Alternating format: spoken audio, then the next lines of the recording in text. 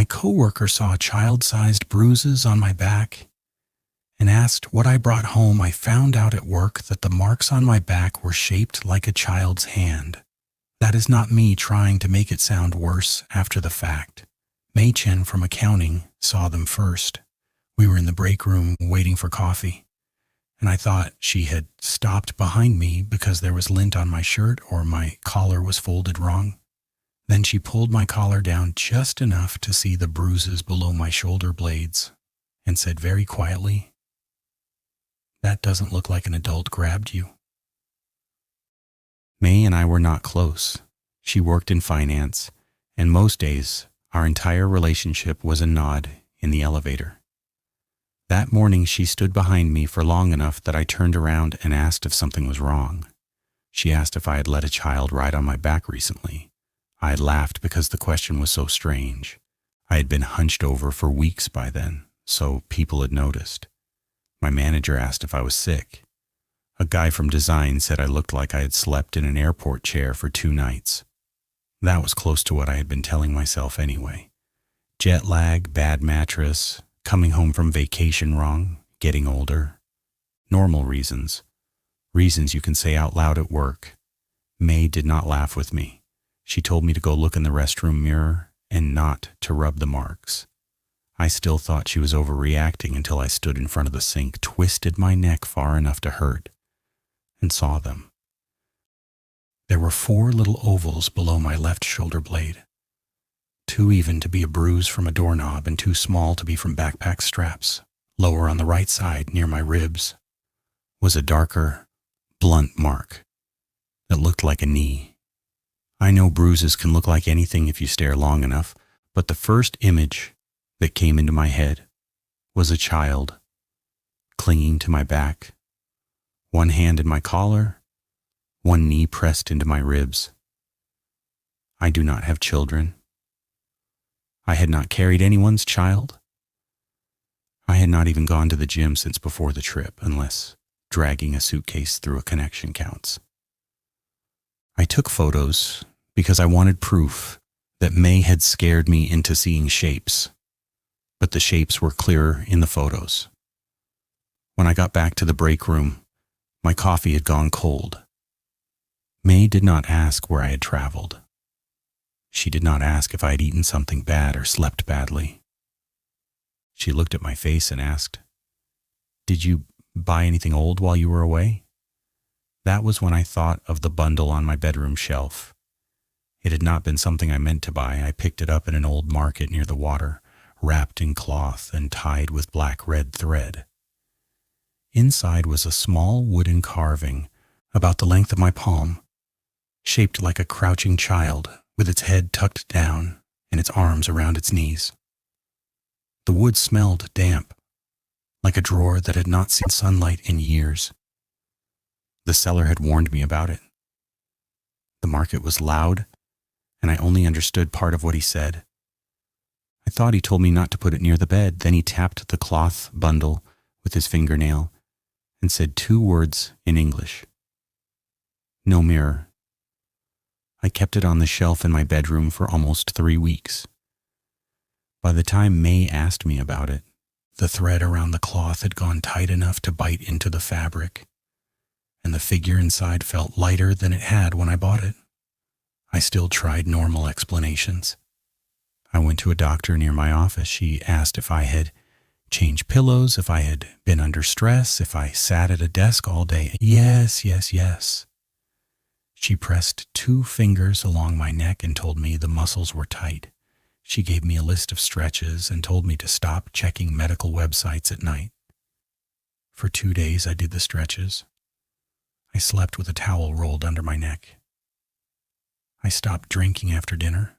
I set my phone across the room so I would not scroll before bed. The sleep app said I got just over 8 hours on the second night.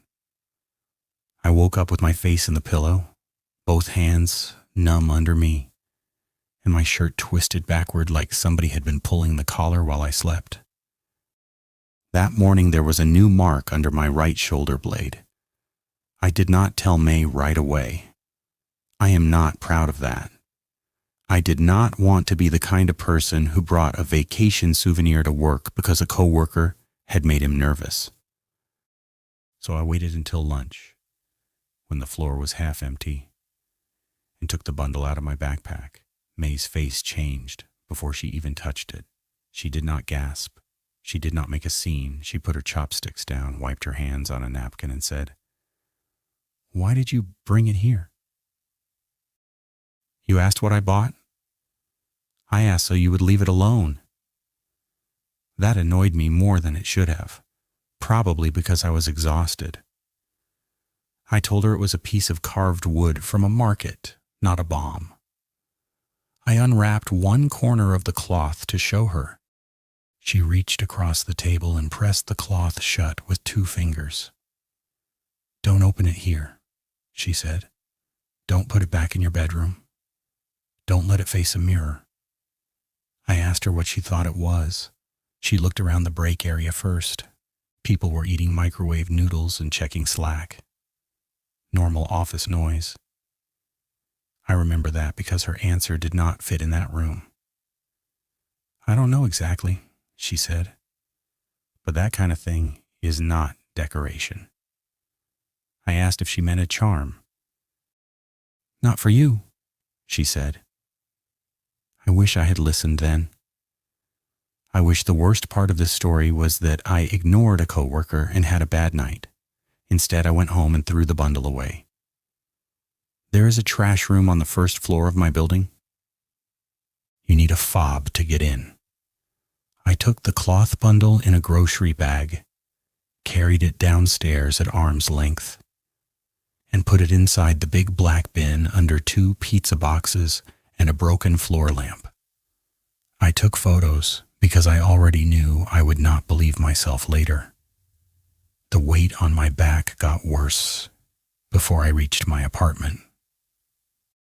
That is the part people misunderstand when I tell it. They assume I mean I felt guilty or scared or suddenly aware of my own posture. No, I mean my knees bent in the elevator. It felt like somebody had climbed onto me between the 1st and 3rd floor. Not a full adult weight, not even close. More like a sleepy child being carried from a car, all their heaviness concentrated in the knees and arms.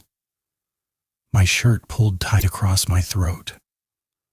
The skin under my collar prickled where the old bruises were.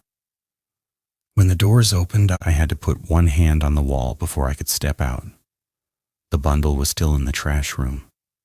I checked the photo all night. I even went back down, moved the pizza boxes with a broom handle, and saw the grocery bag exactly where I had left it.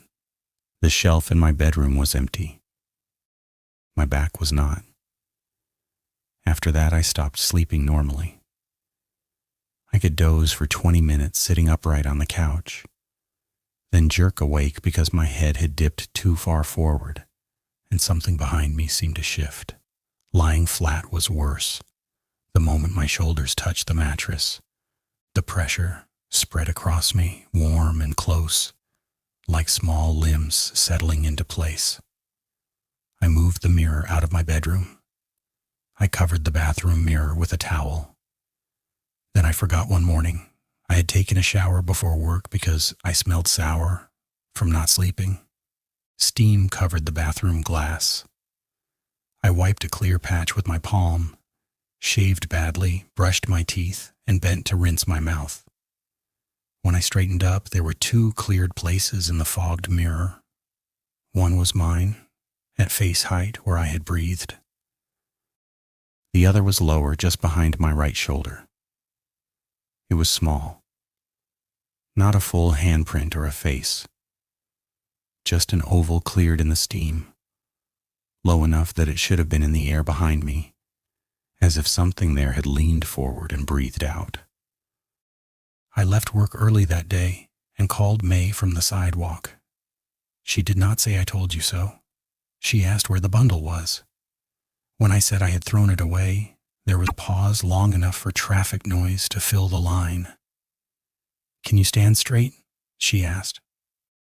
I tried. I could not. May took me to Mr. Lin that evening.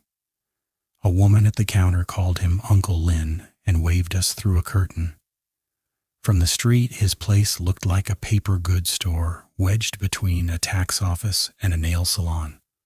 Not a temple, not a fortune teller's place. There were 3 plastic chairs, a kettle, a low cabinet, and an old mirror wrapped in faded cloth. No chanting, nothing theatrical. Mr. Lin did not ask to see the wooden figure first. He walked around me once, slow, hands clasped behind his back. He looked at my shoulders, then the base of my neck, and then the way my knees bent when I tried not to lean forward. "How long since you brought it into your sleeping room?" he asked. 3 weeks. He nodded, like I had told him the weather. I asked if it was cursed. I wanted him to say yes, because cursed still sounded like the object was the problem. Objects can be thrown away. Mr. Lin shook his head. "You are thinking about the thing," he said. The thing was only where it waited. May closed her eyes for a second when he said that. He unwrapped the mirror next. It was not large, maybe the size of a serving tray, with a dark wooden frame and cloudy glass. He set it against the cabinet and told me to stand with my back to it. I said I did not want to. "Good," he said. "Then you understand enough." May stood near the curtain, one hand over her mouth. Mr. Lin told me not to look over my shoulder, only into the mirror when he said, for a few seconds all I saw was myself. Gray face, bad posture, shirt wrinkled across the chest from where it kept pulling back. I felt a stupid flash of relief. Then the glass changed, not like a movie. No shadow rushing in. No face appearing behind mine. It was more ordinary than that. My shirt was bunched at the left collar, and in the mirror, a small hand was holding it. 4 fingers too thin, the color of wet paper. A dark little shape pressed between my shoulder blades, knees tucked up against me. The head was turned down so I could not see the face. One arm looped over my collarbone like it had been there a long time and had no reason to let go. I stopped breathing. The hand tightened. Pain went through both shoulders so fast my knees hit the cabinet. The mirror jumped. May made a sound behind me, not a scream, more like somebody had pushed the air out of her. Mr. Lin covered the mirror. "Do not call it a name," he said. That was the only time his voice sharpened. I sat in the plastic chair, shaking so badly the legs clicked on the floor. Mr. Lin poured hot water into a paper cup and made me hold it with both hands. He asked if the seller had warned me about the bed and if there had been a mirror nearby if anyone else had slept in that room since I came home. No.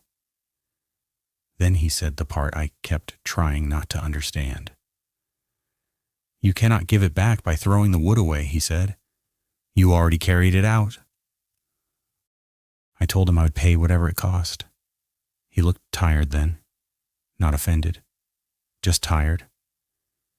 "Money is not carrying," he said. He could make a place for it to go, he told me.